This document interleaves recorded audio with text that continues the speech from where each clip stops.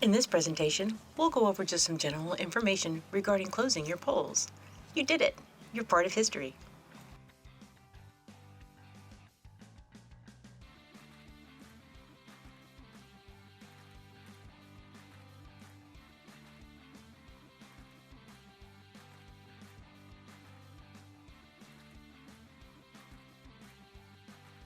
The end of the election process is a teamwork project. There are voting machines that will need to close, accounting paperwork to be done, clean up, and we have to get ready to return supplies. Once your last voter has left, your location is now public, and someone could come in and watch your closing procedures. Before the last voter leaves, you'll want to discuss what role will you play in closing the polling location.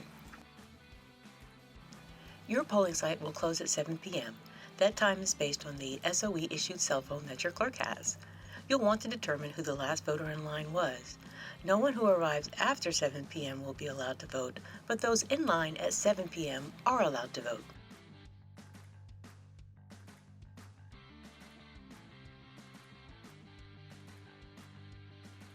The closing of your EVID or electronic poll book is very simple, and we'll go over this in further depth in the next lesson.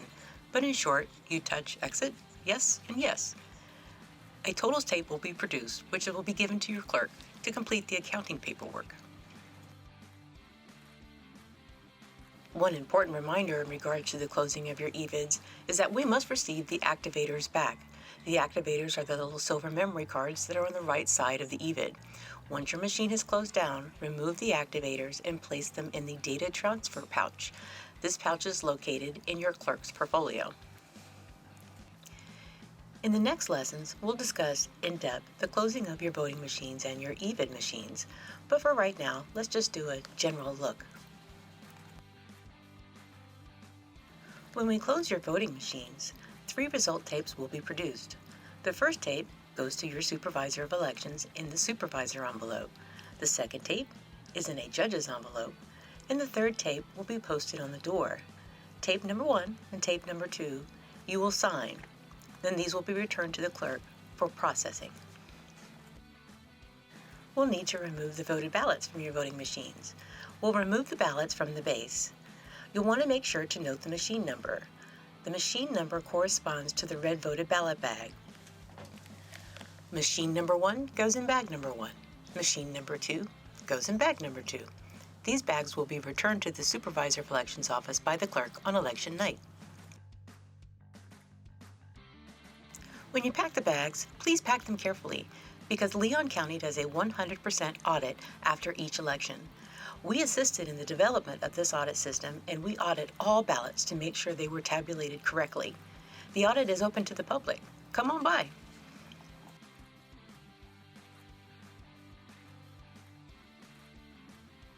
You'll just return all leftover ballots back into the brown transfer cases in the cage that they came from. And at this point, your clerk will modem up the results to our office. You're almost there. Modeming up is easy. The modeming up step-by-steps are listed on page 66 of your training manual.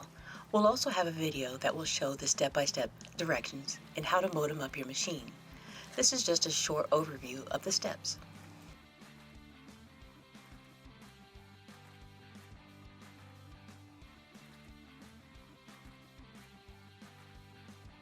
And just like the memory sticks from the EVIDs, we need the memory cards from the voting machines. These will also go into the data transfer pouch.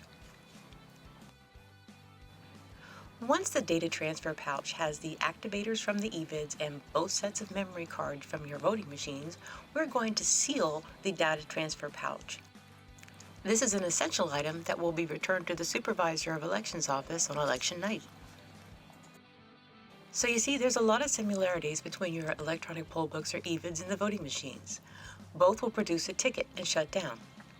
There are memory devices needed from both machines, the activator from the EVIDs and the memory cards from your voting machines. The electronic poll books will be packed in their bags and replaced in the cage.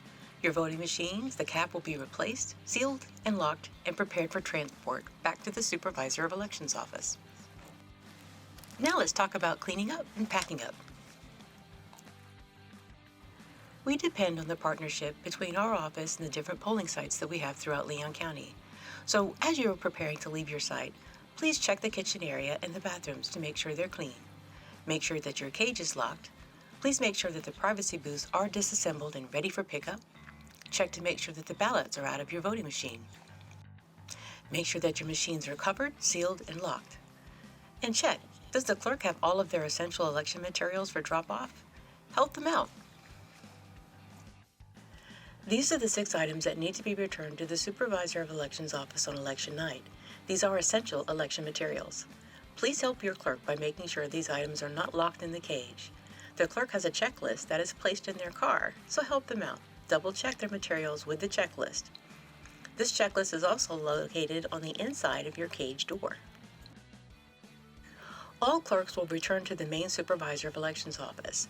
This is a map showing how to enter the complex. You'll be routed around the back side of the building and then will be reviewed under a tent. At that point, we'll remove all of the election materials and check you in. But most of all, keep us informed. Call us by 7:30 if you haven't successfully uploaded via modem transmission. Please call us by 8:30 if you're not ready to leave your precinct for the Voting Operations Center. We just need to make sure that you're okay and see if there's anything that we can do to assist you.